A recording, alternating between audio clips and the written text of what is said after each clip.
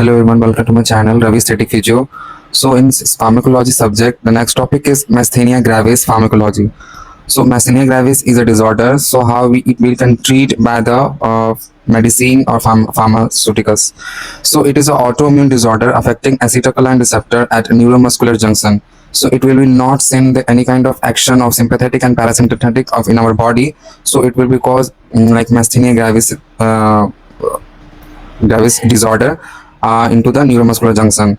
So what kind of drugs we have to be treat the Myasthenia gravis? It will be like open the neuromuscular junction receptors. So there is a drugs is Pyridostigmine and neostigmine. These two medications help to open the neuromuscular junction or their neuromuscular acetylcholine receptors to bind over there and can send the pre-synaptic membrane to post-synaptic membrane of the signals.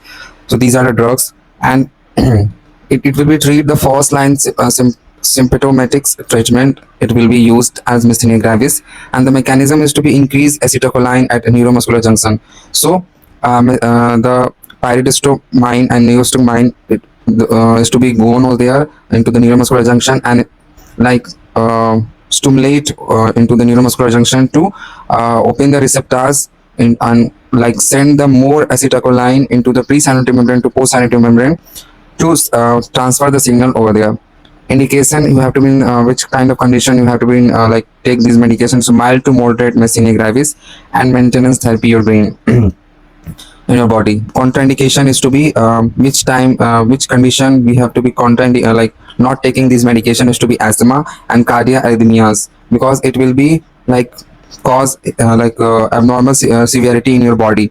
Next is to be side effect. Side effect of Myasthenia gravis is to be diarrhea and bradycardia and muscle cramps you have to use on the body if you are regular use the Myasthenia gravis tablets like Prednisone and neostigmine.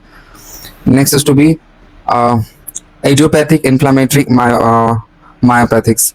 So these inflammatory myopathies is used to be occur by unknown conditions or unknown symptoms.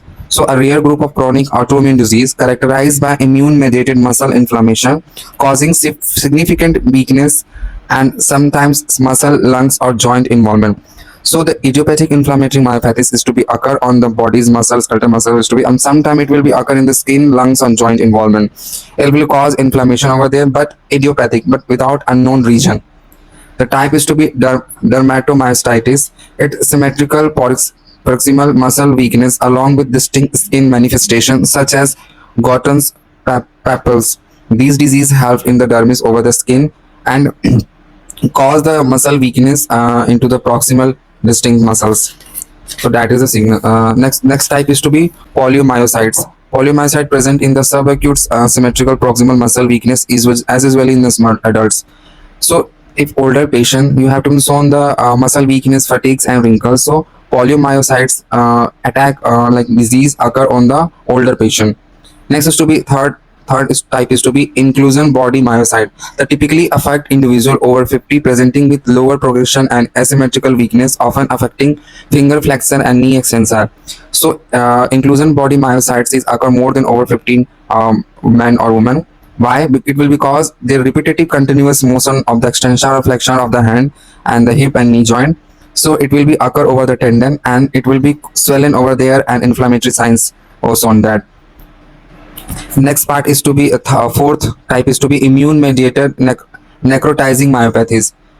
So these has to happen often presents a severe weakness and muscle fibers death necrosis. So this kind of the symptoms you have to show those patients who have to be continuously like abnormal muscle weakness and the muscle fibers sarcomeres actin myosin have to be like lost their function and their necrosis over there.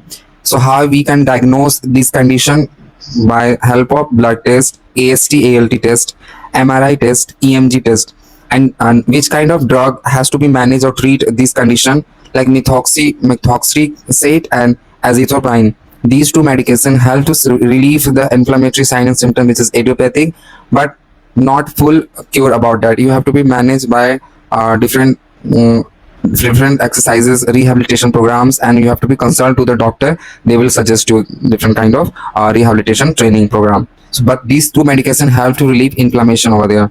So that is the idiopathic inflammatory myopathies and Myasthenia gravis. Thank you.